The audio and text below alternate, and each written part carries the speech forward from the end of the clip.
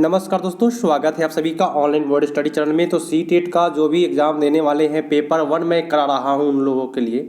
और ये जो मैं करा रहा हूं पेपर 2021-22 में जो ऑनलाइन एग्ज़ाम हुआ था उसका पेपर, आज उस पेपर में 1 जनवरी 2022 के पेपर मैं कराने वाला हूं। इसमें मैं आज आप सभी को कराऊंगा सीडीपी का प्रश्न, और काफ़ी मज़ेदार और ट्रिक के अनुसार आपको मैं कराऊंगा ट्रिक, और समझा करके अच्छे से डेफिनेट रूप से आप 100+ नंबर सी-टेट में आप ला दीजिएगा। ये गारंटी है, क्योंकि अगर आप पूरा लाइव मेरा देखिए, थोड़ा भी प्रॉब्लम है कमेंट करके पूछिए कि कैसे हुआ और कैसे तैयारी किया जाए, सभी पूछ सकते हैं आप। डेफिनेट रूप से आपको अच्छा तरीका से बताया जाएगा। चलिए शुरू करते हैं आज का सीडीपी का प्रश्न। चलिए शुरू करते हैं। आप लोग मेरे चैनल पर नए हैं तो सबसे पहली बात है कि आप लोग सब्सक्राइब कर करके बेल आइकन पर क्लिक कर लीजिए, ताकि मैं जब भी वीडियो डालूँ आपको नोटिफिकेशन मिल पाए और जिससे कि आप क्लास में ज्वाइन हो पाए। अगर टोटल क्लास करेंगे डेफिनेट रूप से आपका निकलेगा। और देखिए पेडागोजी हम कैसे करते हैं वैसे ही आप करके आइएगा तो काफ़ी अच्छा आप स्कोर करके आइएगा। चलिए शुरू करते हैं। निम्नलिखित में कौन सा नियम यह सुझाव देता है कि शरीर के विभिन्न अंग विकास के विभिन्न चरण में भिन्न भिन्न दरों से विकसित होते हैं? शरीर के जो अलग अलग अंग होते हैं वह विकास के चरण में क्या करते हैं, तो भिन्न भिन्न दर से विकसित होते हैं। तो इसको भिन्न भिन्न दर से माने एकल आयामी यहाँ पे गलत है, एकल आयामी ही गलत होता है। एक दिशीय विकास होता है, ये भी गलत बात बोला। एक असतत वर्ड बोला, एक असतत वर्ड यहाँ पे बोल रहा है, ये भी गलत है। और विकास की दिशा अधोगामी एवं शीर्षगामी 2 प्रकार के होता है विकास। सुन लीजिए मेरी बात ध्यान से। क्वेश्चन पूछेगा क्या कि अधोगामी विकास कैसे होता है, तो शरीर के केंद्र भाग से बाहर की ओर, केंद्र भाग से बाहर की ओर विकास जब होगा तो उसको अधोगामी कहते हैं। और शीर्षगामी पूछेगा तो सिर से पैर की ओर जो विकास होता है उसको शीर्षगामी कहते हैं। समझ में आ रही है ना? चलिए काफ़ी बेटर तरीका से बताऊंगा आपको, एक भी क्वेश्चन में डाउट आपको नहीं होगा। निम्नलिखित में कौन सा कथन सही है? ध्यान से करना है क्वेश्चन को। कौन सा कथन सही है? बच्चों का विकास एक सामाजिक सांस्कृतिक परिप्रेक्ष्य में होता है। बहुत अच्छी बात बोला। होता है कि नहीं? समाज में बचपन वह अवधि है जिसमें 10 भिन्न अवस्थाओं में बांटा जा सकता है। यहाँ पे क्या है? 10 भिन्न अवस्था। तो यहाँ लिमिट वर्ड लगा दिया, 1 2 3 4 5 10, जितना भी संख्या बोले लिमिट होता है, और लिमिट वाले ऑप्शन कभी सही नहीं गए। चलिए बच्चों की सोच सामाजिक अंतःक्रिया से प्रभावित नहीं होता है, समाज से प्रभावित होता है। यदि गलत समाज होगा तो बच्चा भी गलत निकल जाएगा। चलिए बच्चों का विकास केवल आनुवंशिकता पर आधारित है, तो ये केवल आनुवंशिकता नहीं है भाई, आनुवंशिकता और पर्यावरण दोनों भूमिका निभाते हैं। तो सबसे बेटर मारिए आपका ए जाएगा सही। बहुत बेटर है, जिन्होंने ए किया उन सभी का सही जा रहा है। आप सभी को एक बार लाइक कर दीजिए, मेरे चैनल पर जुड़े हैं लाइक ठोकिए फटाफट, और अपने दूर के दोस्तों के पास जोड़िए। जो भी ऑनलाइन जुड़ रहे हैं दूर से, सभी को ही अपने दोस्तों के जुड़ने का काम करें। चलिए नेक्स्ट क्वेश्चन, ऑफलाइन वाले सभी को ही आ जाइए। आनुवंशिकता विन्यास के पूर्व निर्धारित रूप से प्रकट होने की प्रक्रिया क्या कहलाती है? देखिएगा, जैसे कि कोई लड़का हुआ तो कहते हैं कि भाई ये नाना पड़ गया है।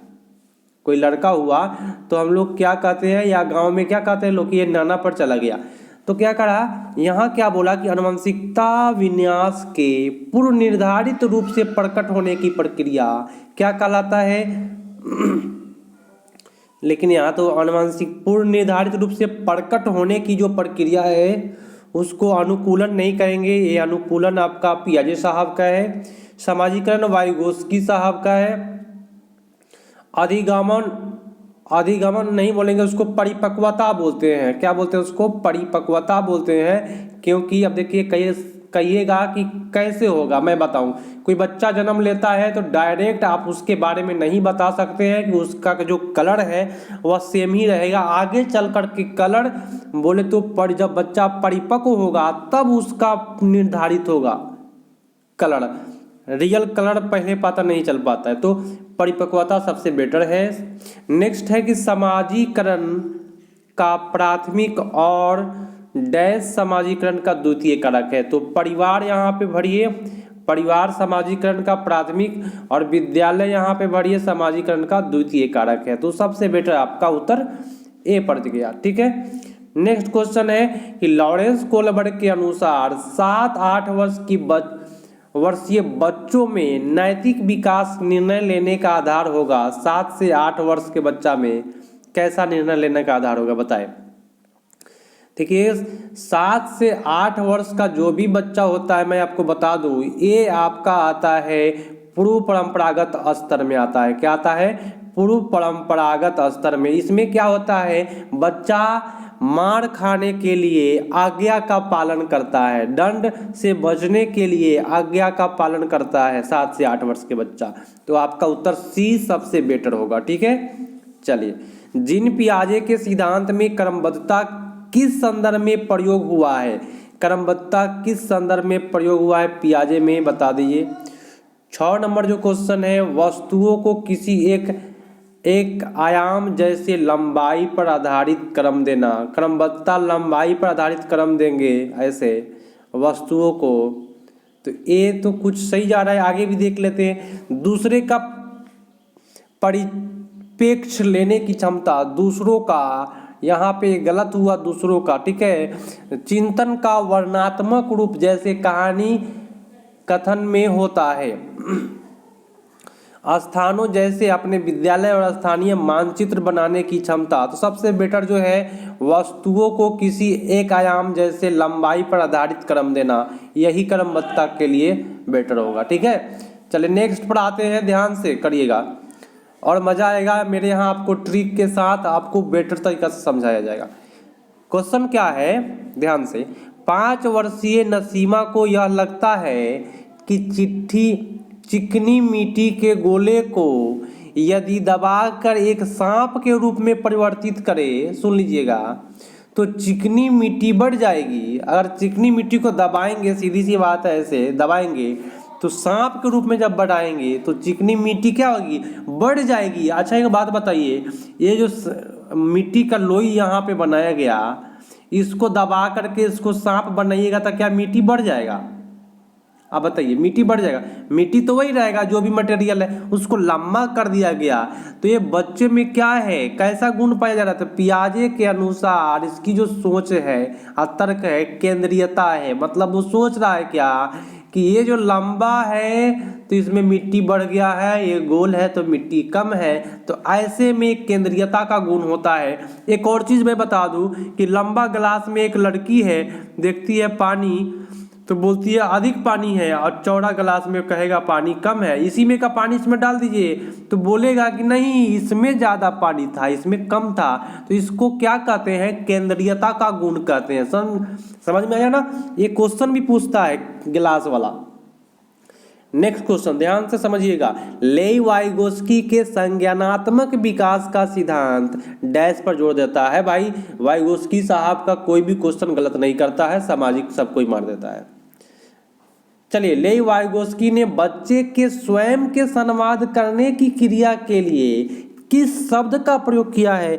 आप भाई क्वेश्चन समझना है। स्वयं के संवाद, जैसे कि आप अपने ऊपर ले लीजिए, आप अपने घर पे स्वयं से बातें करते हैं कि नहीं कभी कभी अकेले में, कि हाँ इस सामान को यहाँ रखेंगे, इसको यहाँ, फिर यहाँ से मार्केट जाएंगे, वहाँ से सब्जी लाएंगे, अपने से कभी न कभी मन में बोला जाता है। तो जो स्वयं से संवाद करता है, तो वाइगोस्की के अनुसार याद रखिएगा क्या कहते हैं उसको? निजी संवाद कहते हैं। क्या कहते हैं? निजी संवाद या व्यक्तिगत वार्ता, या होगा क्या व्यक्तिगत वार्ता मारिएगा, और नहीं तो निजी भाषण लिखेगा। कहीं कहीं क्या लिखता है? निजी भाषण। कहीं कहीं लिखता है वाइगोस्की का, सुन लीजिए क्या क्या क्वेश्चन पूछेगा, नहीं तो बाद में फेंका जाइएगा। आंतरिक भाषण, अगर आंतरिक भाषण रहता तो सबसे बेटर जाता, क्योंकि आंतरिक भाषण के अंतर्गत ही निजी भाषण, निजी संवाद आते हैं। ठीक है, तो वाइगोस्की के अनुसार कोई बच्चा स्वयं से बोल रहा है तो इसको निजी संवाद मानेंगे, और तो यहाँ सबसे बेटर आपका ए हो गया। बहुत बेटर भाई, समझा कीजिए। देखिए पढ़ाई मतलब क्या समझना है, ये नहीं कि मैं चैटिंग में ABCD कर दिए हो गया मेरा।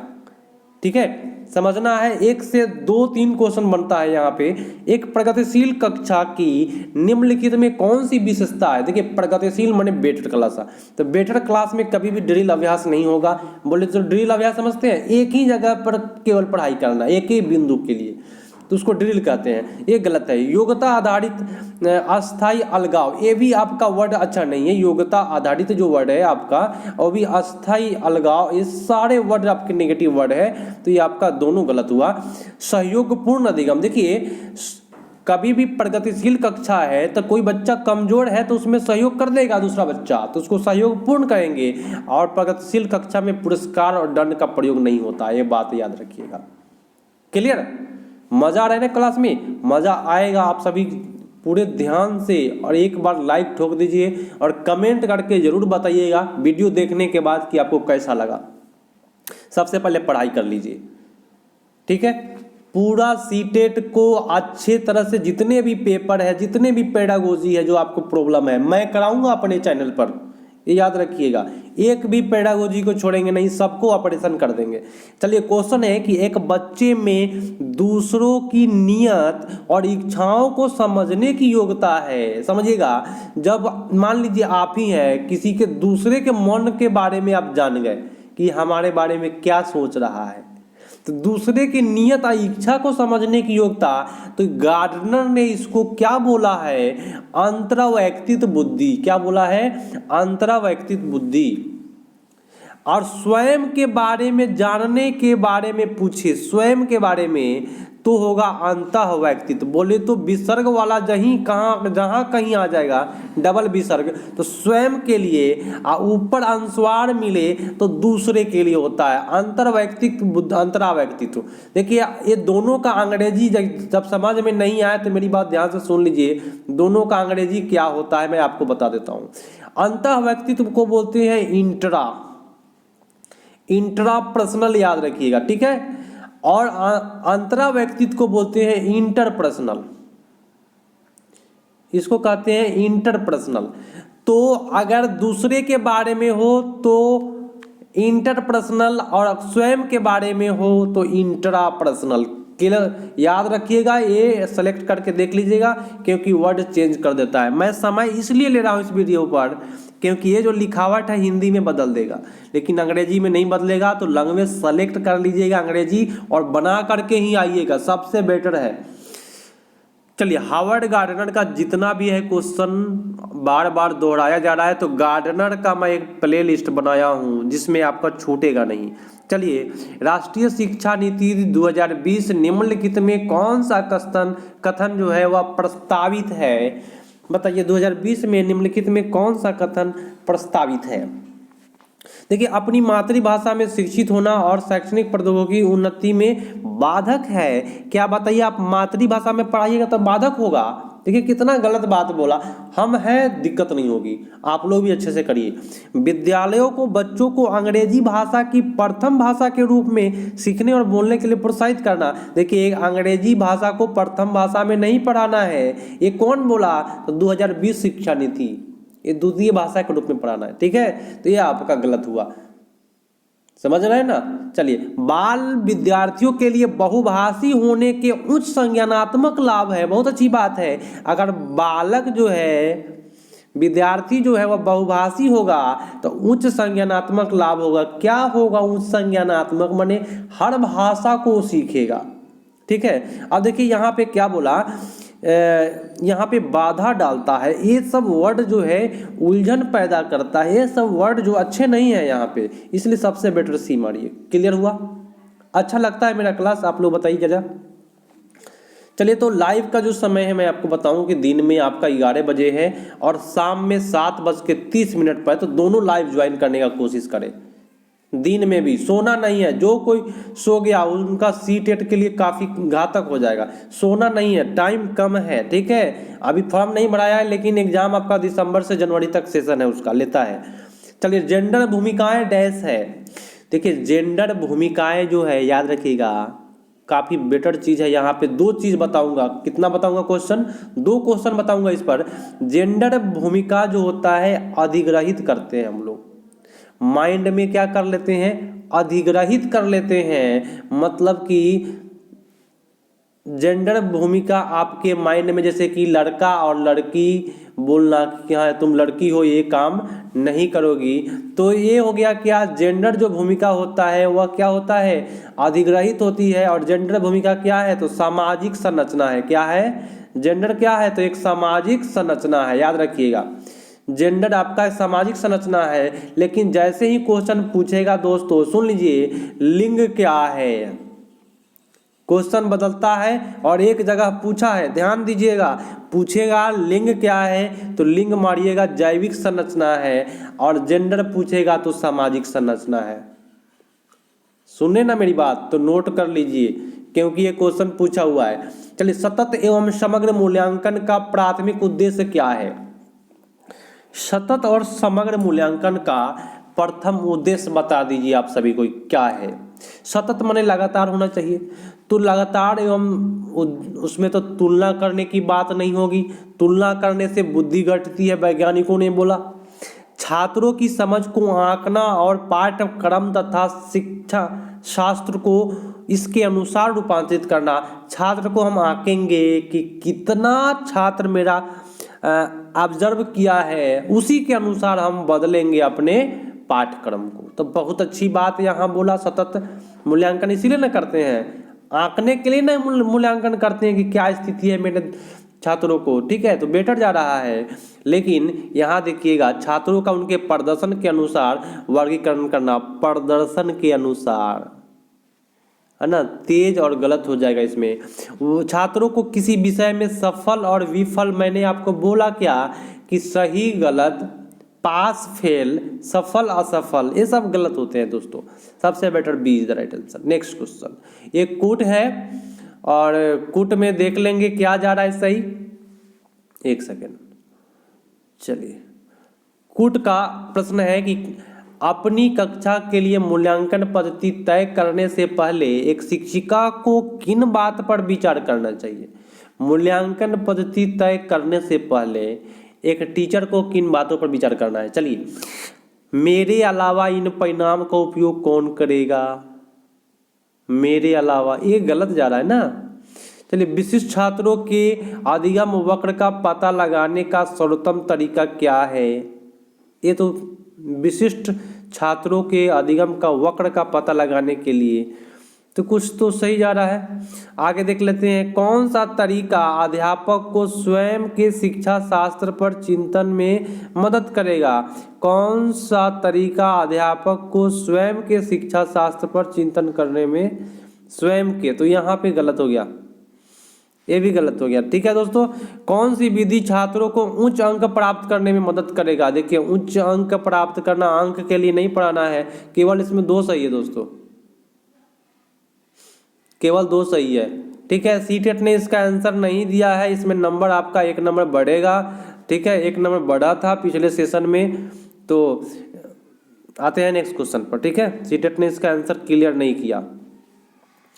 समावेशी शिक्षा से अभिप्राय है। समावेशी शिक्षा मतलब क्या, तो आर्थिक रूप से कमजोर वर्ग EWS का आरक्षण केवल सरकारी विद्यालय में ही उपलब्ध है। केवल सरकारी विद्यालय में आरक्षण मिलता है, गलत बात है।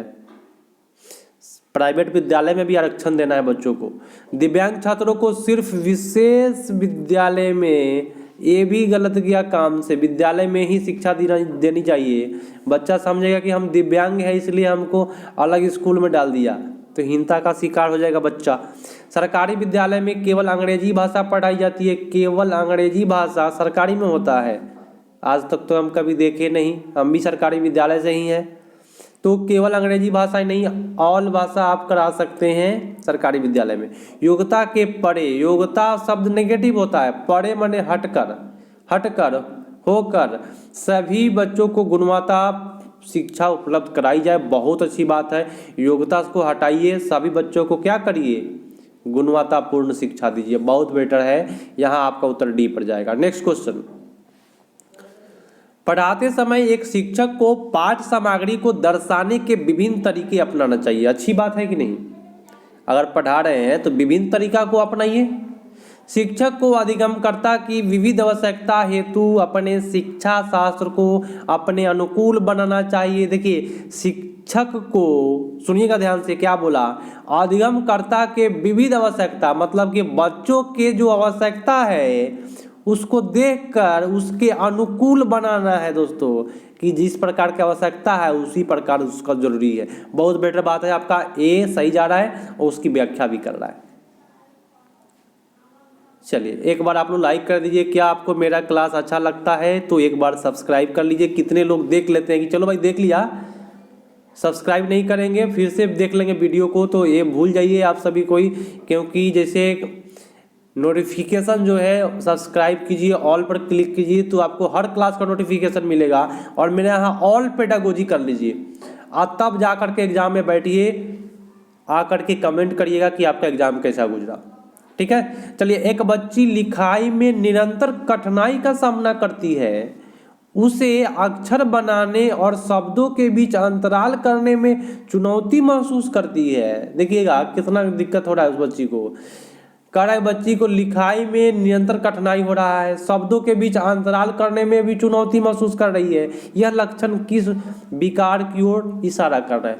तो लिखाई में भी उसको प्रॉब्लम है। ठीक है, तो उसको हम कहते हैं डिस्ग्राफिया। क्या बोलते हैं? डिस्ग्राफिया बोलते हैं दोस्तों, आप सभी को पता है।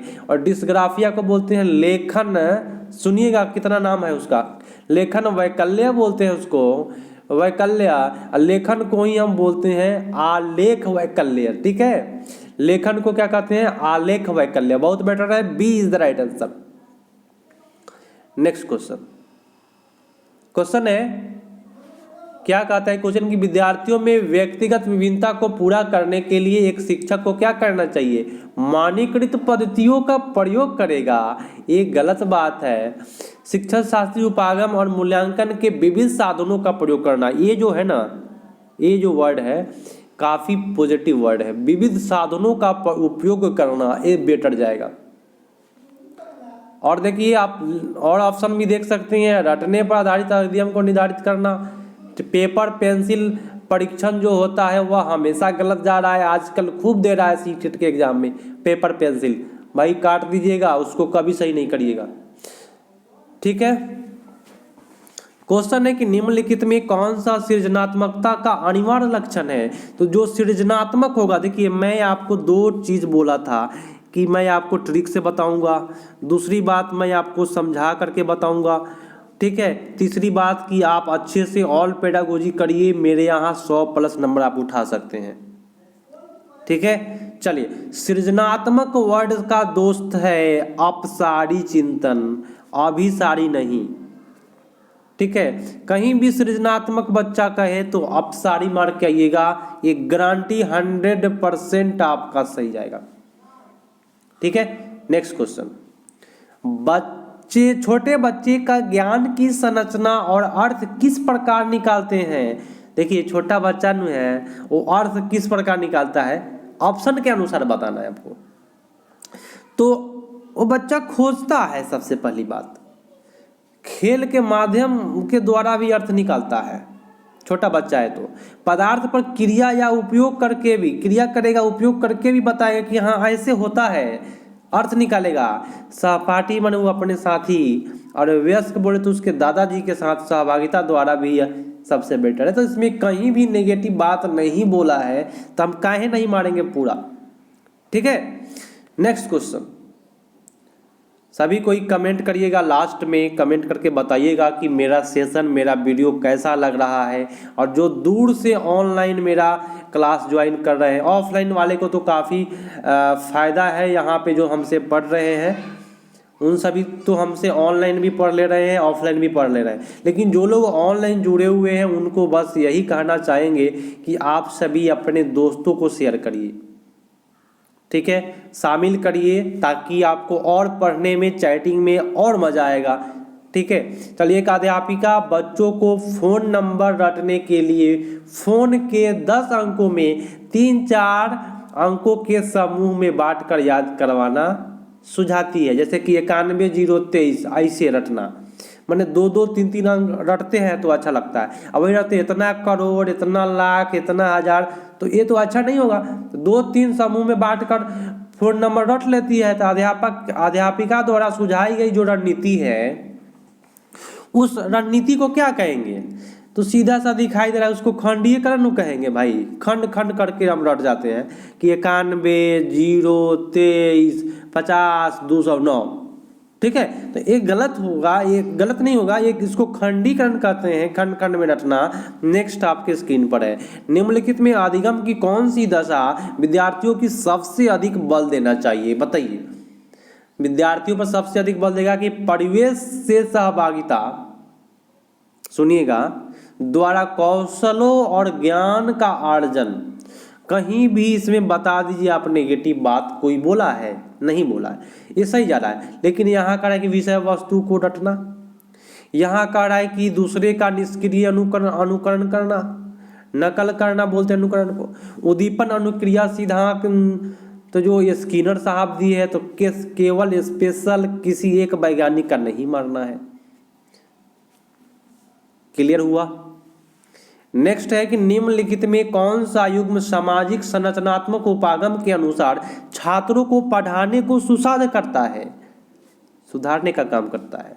सलमा विद्यार्थी को नए शब्द सिखाने के लिए फ्लैश कार्ड का उपयोग करती है और उन्हें सही उत्तर के लिए उन्हें टॉफी देती है। देखिए, सही उत्तर देगा तो उसको टॉफी देंगे, गलत देगा तो नहीं देंगे। ये बात गलत है, ऐसा काम नहीं करना है। ठीक है, एक सेकेंड,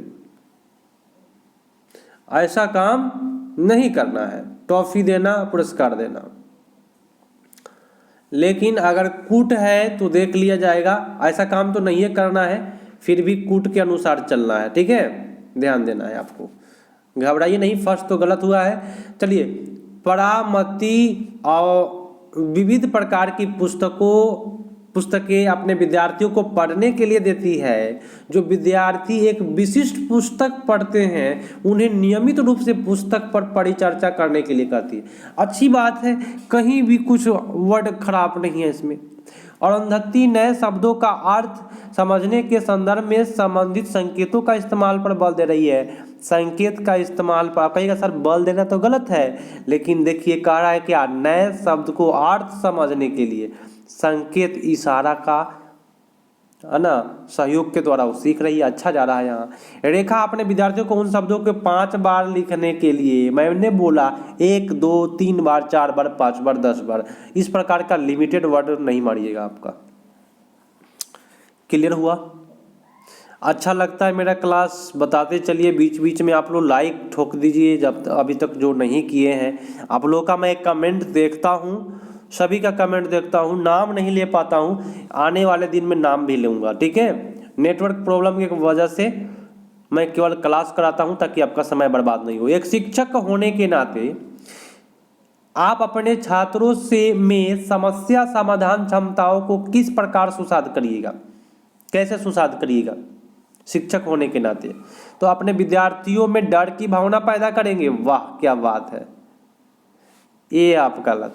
समस्या हेतु अटल को सटल करा देना है। ठीक है, बढ़ावा देना है। समरूपों के इस्तेमाल को बढ़ावा देना है। समरूप के इस्तेमाल माने समान रूप, समरूप बोले तो समावेशी शिक्षा के अंतर्गत आता है। निष्क्रिय रटन को रटवा देना है। ठीक है, आपका उत्तर सबसे बेटर सी जाएगा। आ जाइए नेक्स्ट पर। मजा आ रहा है ना आप सभी को? निम्नलिखित में कौन सा सार्थक, सभी को ईवीएस मेरे यहाँ पेडागोजी कीजिए। प्ले लिस्ट में बना दिया हूँ, 11 बजे दिन में चलता है और इतना बेटर तरीका से आपको बताया जा रहा है कि शायद आपको यूट्यूब चैनल पर अभी ईवीएस कोई नहीं बताएगा। बताने वाला तो अभी तक नहीं बताया है, इसलिए मैं बता रहा हूँ। जितना भी लॉन्ग क्वेश्चन है सबको मैं बताया हूँ। चलिए, निम्नलिखित में कौन सा सार्थक अधिगम को सुसाध करेगा? सार्थक को सुसाध करने का काम, तो कक्षा के संदर्भ रहित, संदर्भ तो सही था लेकिन इसमें कहा रहित, ये गलत हुआ। एक समस्या पर विविध तरीकों के विचार करने के लिए प्रोत्साहित काफी बेटर होता है, प्रोत्साहित करेंगे। रट्टा मारना, और यहाँ पे क्या कहा कि नकल करना, तो गलत हुआ। बेटर हुआ ना। टोटल पेडागोजी कर लीजिए, मेरे यहाँ से दिक्कत नहीं होगी। चलिए, अगर विद्यार्थी अपने कार्य की सफलता को आंतरिक कारणों पर आरोपित करते हैं तो उनमें डैश की भावना उत्पन्न होगी। मतलब कार्य की सफलता को, माने आप जैसे सीटेट की तैयारियां कर रहे हैं और आंतरिक कारण पर आप आरोपित कर दिए कि भाई हमारा तबीयतें खराब हो गया था इसलिए हम नहीं पास किए, ठीक है, तो इसको क्या कहिएगा बताइए। ये तो हो गया, ये तो आंतरिक कारण को। लेकिन अगर आप यहाँ पे क्वेश्चन असफलता के लिए मैं बोला हूँ कि मान लीजिए जैसे कि आप फेल कर गए तो आप कहेंगे भाई हमारा तबीयत खराब हो गया था, आंतरिक कारण को मान लिया। लेकिन यदि आप सफल हो रहे हैं, सुनिएगा मेरी बात ध्यान से, तो कह रहे हैं कि हाँ हम अपना तैयारी किए थे, हम खूब पढ़ते थे, रात रात भर पढ़े थे, तो ये अपने आंतरिक कारण को आप बता रहे हैं कि हम खूब पढ़े, तो इसको हम कहेंगे गर्व महसूस करेगा, शर्म थोड़े करेगा, कोई गुस्सा थोड़े करेगा, उत्कंठा थोड़े होगा, ठीक है। अच्छा है ना। चलिए, शिक्षा के प्राथमिक स्तर पर बहुसंवेदनीय उपागम के इस्तेमाल को प्रोत्साहित करना चाहिए, क्योंकि क्यों करना चाहिए ये बताना है आप सभी को। यह अधिगम को और अधिक प्रभावशाली बनाता है, अच्छी बात है। बहुसंवेदनीय उपागम का अगर इस्तेमाल कर रहे हैं, आप प्रोत्साहित कर रहे हैं, तो ये अधिगम को क्या करेगा, प्रभावशाली बनाएगा। यह बच्चों के शिक्षा से वर्जित नहीं करेगा, ठीक है। ये अध्यापक की निर्देश की अवधि का काफ़ी समय बचाता है, काफ़ी समय बचाना ये गलत है। यह बच्चों को आज्ञा परायणता पैदा करेगा, ये जरूरी नहीं है कि बच्चा आज्ञा पालन करना शुरू कर देगा। सबसे बेटर ये मारिए। नेक्स्ट है, काफ़ी बड़ा है भाई, देख ले ना। चलिए कोई बात नहीं, बड़ा है तो बड़ा रहने ही दीजिए, बस 2 ही ऑप्शन में आप लोग जवाब दीजिए। नेगेटिव क्वेश्चन पूछ रहा है। बच्चे अक्सर विभिन्न संकल्पनों के बारे में वैकल्पिक संकल्पनाओं और भ्रांतियां गठित कर लेते हैं, माइंड में भ्रम बैठा लिया है। तो इस संदर्भ में कौन सा कथन सही नहीं है। अध्यापक को बच्चों द्वारा गठित वैकल्पिक संकल्पनाओं और भ्रांतियां को सख्त रूप से हतोत्साहित करना, सख्त रूप से हतोत्साहित, तो यहाँ सही हो गया। अगर सख्त रूप से कर रहा केवल रहता तो गलत होता, केवल हतोत्साहित रहता तो गलत होता, लेकिन सख्त रूप से हतोत्साहित कर रहा है कि हाँ तुम लोग जो कर रहे हो ना वो गलत बात है, हतोत्साहित कर रहे हैं, तो ये नहीं सही। ये तो सही गया, नेगेटिव क्वेश्चन खोजना था, ये सही है। बी में क्या है कि बच्चों और वयस्कों के वैकल्पिक संकल्पनाओं को भ्रांतियों का गठन बहुत स्वाभाविक है कि आप भ्रांतियाँ फैलाइएगा, स्वाभाविक है कि भ्रांतियाँ होगा ही होगा। गलत बात बोला, यहाँ गलत बोला तो यही मानेंगे नेगेटिव होने के कारण। आगे भी देख लेते हैं ऑप्शन क्या कह रहा है। छोड़िए, तो नेगेटिव तो एक बार में मिल जाएगा। और आज का लास्ट प्रश्न है दोस्तों, ध्यान से सुन लीजिए। निम्नलिखित में अधिगम का कौन सा परिप्रेक्ष्य यह कहता है कि ठोस प्रलोभनों और पुरस्कार द्वारा विद्यार्थियों को सीखने के लिए अभिप्रेरित किया जा सकता है। बताइए, ठोस प्रलोभन देकर के विद्यार्थियों को सीखने के लिए हम कहेंगे कि अभिप्रेरित कर देंगे, कौन सा बात होगा। मानवतावादी के अंतर्गत नहीं होगा। सबसे पहली बात, यहाँ पे क्वेश्चन समझना है, ये व्यवहार के ऊपर निर्भर करता है कि बच्चा अभिप्रेरित हो रहा है कि नहीं हो रहा है। समझिएगा, अगर कोई बच्चा अभिप्रेरित हो रहा है तो उसके व्यवहार पर निर्भर है दोस्तों। जैसे कि कोई हम आपको प्रलोभन दे दिए, पुरस्कार दे दिए, ध्यान से समझिएगा, समझ लीजिए, लास्ट क्वेश्चन है। कोई हम आपको पुरस्कार दे दिए, आप अभिप्रेरित हो रहे हैं, तो कोई बच्चा अभिप्रेरित हो रहा है पुरस्कार पा करके, तो उसके व्यवहार पर निर्भर करता है कि वह अभिप्रेरित होगा कि नहीं होगा। समझ में आ रही है ना बात। तो ये आपका उत्तर सबसे बेटर बी पर जाएगा। और आप सभी को मैं कह दूं, आप जाइए नहीं, रुकिए, सुन लीजिए मेरी बात ध्यान से। जो भी पेपर है, ऑनलाइन पेपर, जो ऑनलाइन एग्जाम हुआ था, सभी का मैं पेडागोजी कराऊंगा। सभी पेडागोजी मैं कराऊंगा। और दूसरी बात, संस्कृत पेडागोजी भी मैं कराऊंगा। अभी इसका बुक नहीं आया है ऑनलाइन एग्जाम का, जैसे ही आएगा मैं संस्कृत पेडागोजी भी कराऊंगा। मेरे यहाँ का ये ऑफलाइन क्लास है, आप सभी को पता है ना। ऑफलाइन क्लास में टीचर डे का PIC लिया गया था, तो ऑफलाइन क्लास भी चलते हैं मेरे यहाँ बिहार के मुजफ्फरपुर साहेबगंज थाना के अंतर्गत। ठीक है, तो आप सभी कोई जुड़िए। ऑनलाइन सुविधा भी किया हूँ और रिजल्ट का रिकॉर्ड बताऊंगा आपको 3 सेशन से। फर्स्ट सेशन तो कम बच्चा था, 3 बच्चा का, तो 3 बच्चा पास किया और छठा चरण में ज्वाइन कर गया। दूसरा का सेशन चला, 5 बच्चा को मैंने 6 बच्चा को पढ़ाया, 6 में बच्चा 5 निकला, 6 में 5 निकला। तीसरा का सेशन जब मैं चलाया तो 10 में 9 निकला, 10 में 9 पास किया। अब की सेशन में लगभग 20 विद्यार्थी है। देखिए क्या होता है, गर्दा उड़ने वाला है, सबका परफॉर्मेंस बेटर है, सब अच्छा करेगा। और ऑफलाइन स्टूडेंट सभी कोई इसी में का, सभी कोई चैटिंग में मौजूद थे आज, है ना। सभी कोई चैटिंग में रहते हैं, यही लोग रहते हैं। तो आप लोग भी ऑनलाइन में हैं तो आप अपने दूर के दोस्तों को जोड़िए, ठीक है, और अच्छे से तैयारी करिए। तो मिलते हैं अगले पार्ट में, तब तक के लिए धन्यवाद। जय हिंद।